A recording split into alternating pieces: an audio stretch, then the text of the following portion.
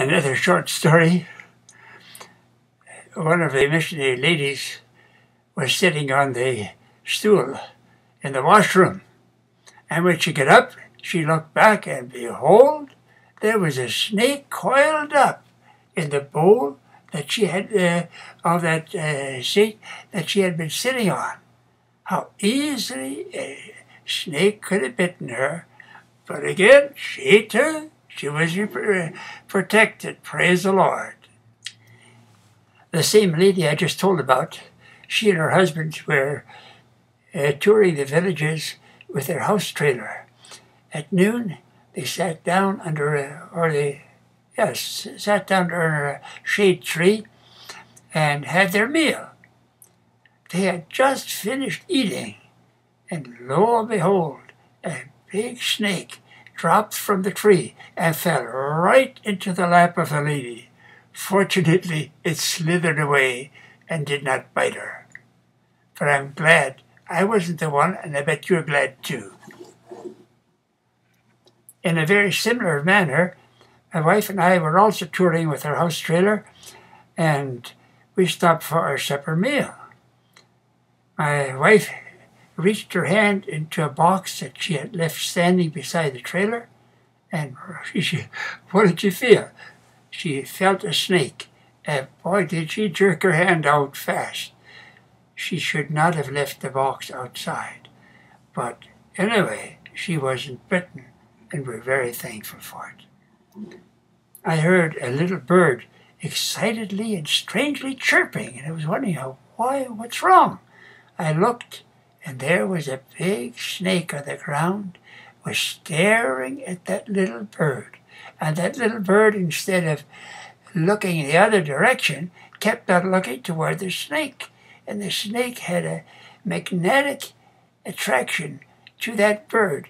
And that bird was chirping and dropping down one little branch after another, one branch after another. And I just had nothing with me to cut the beam between the snake and the bird. And I also had to watch myself. And lo and behold, the bird falls down and the snake grabs it. Our wide veranda on the side of the house was covered with country, what we call pangolo. And we know how they are placed, that even the snakes can find a place to hide in between there. So I picked up a long stick to show the servants where I believe the snake was. But I didn't only point to the place, I let the end of the stick rest on the veranda. And one of the servants saw that, he rushed toward me and he banged that stick out of my hand. I said, "What's it?